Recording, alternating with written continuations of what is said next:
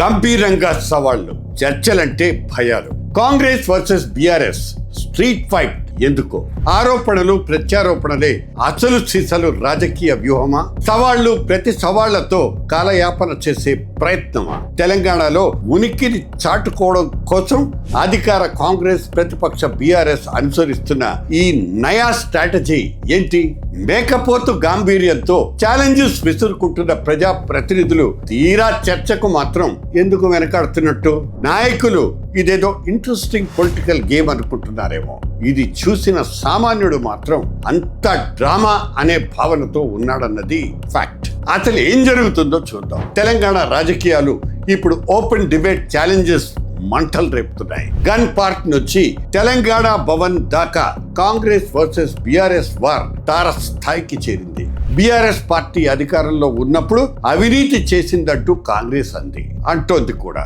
అయితే కాంగ్రెస్ పాలనలో అమృత్ టెండర్లు, ల్యాండ్ స్కామ్లు జరిగాయంటూ బీఆర్ఎస్ ఆరోపిస్తోంది. ఈ క్రమంలో రెండు పార్టీల నేతలు ఒకళ్ళ మీద మరొకళ్ళు తీవ్ర విమర్శలు చేసుకుంటూ రాష్ట్ర రాజకీయాల్ని వేడెక్కిస్తున్నారు.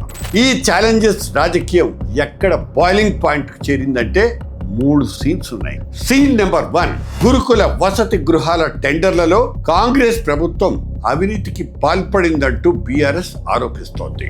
దీని మీద బహిరంగ చర్చకు రావాలంటూ ఆర్ఎస్ ప్రవీణ్ కుమార్, కేటీఆర్ సవాల్ విసిరారు. ఈ ఆరోపణల్ని ఖండిస్తూ మంత్రులు పొన్నం ప్రభాకర్, అద్దూరి లక్ష్మణ్ కుమార్, మొహమ్మద్ అజరుద్దీన్ గురుకుల అవినీతి మీద చర్చించడానికి గన్ పార్క్ వద్దకు చేరుకున్నారు. ఆ శాఖ మంత్రి అద్దూరి లక్ష్మణ్ కుమార్ తన మీద వచ్చిన అవినీతి ఆరోపణల్ని రుజువు చేస్తే రాజీనామా చేస్తానంటూ సవాల్ విసిరారు. ఇక scene number 2, CM Revanth Reddy తెలంగాణను దివాలా తీసిన రాష్ట్రం అంటూ అనడం మీద కేటీఆర్ తీవ్ర అభ్యంతరాన్ని వ్యక్తం చేశారు. దీని మీద చర్చకు సిద్ధమంటూ వేదిక సమయం రేవంత్ రెడ్డి నిర్ణయించాలని కేటీఆర్ సవాల్ విసిరారు. దీనికి మంత్రి జూపల్లి కృష్ణారావు బదిలిస్తూ తెలంగాణ భవన్లో చర్చకు రావాలంటూ ఇంకో సవాల్ విసిరారు. అసలు సీన్ ఏంటంటే అధికార పక్షం సవాళ్లను స్వీకరించి బీఆర్ఎస్ అగ్రనేతలు చర్చలకు సిద్ధపడటం. కేటీఆర్, హరీష్ రావు వంటి ముఖ్య నేతలు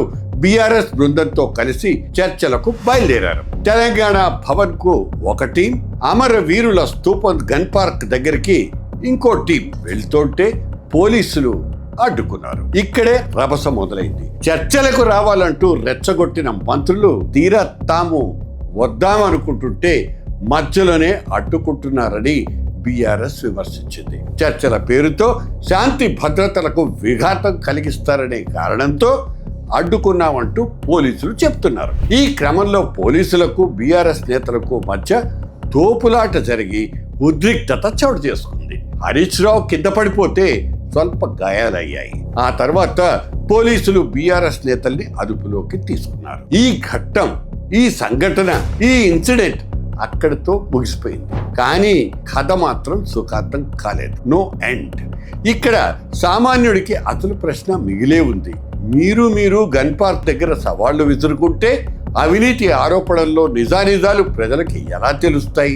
రెండు వైపుల నుంచి మాటలతో సరిపెట్టుకోకుండా ఆధారాలు, ప్రూఫ్స్ బయట పెట్టాలి కదా.